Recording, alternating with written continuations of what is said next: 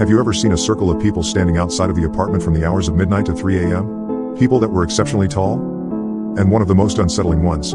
Have you ever seen somebody standing at the foot of your bed upon waking up between the hours of midnight to 3 a.m., only for them to disappear moments later? If so, do you remember what they looked like? Any distinct features? As they continued probing me, my mind began conjuring up some of the strange shit that had happened after my roommate had moved in, shit that I had written off as figments of my imagination, simply because I had no other explanation for them. I did hear the voices, always coming from the room next to mine where my roommate slept. I was always so tired when I heard them, but I do remember it either sounding like a young woman or a man with an extremely deep voice. I could never make out any words.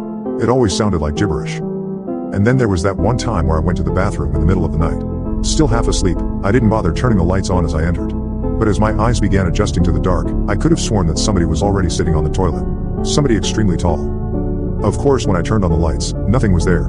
It was easy to chalk it up as a product of late-night drowsiness at the time, and I had never really thought about it since.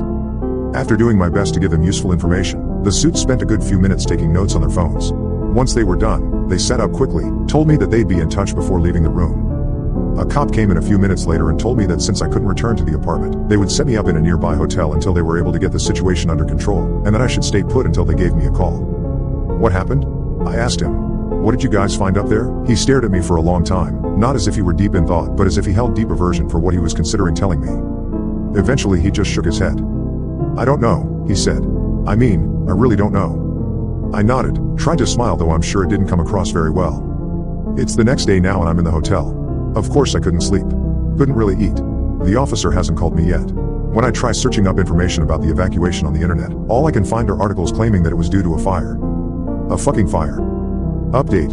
I fell asleep and I just woke up. It's 1 a.m. now. And I can hear the shower.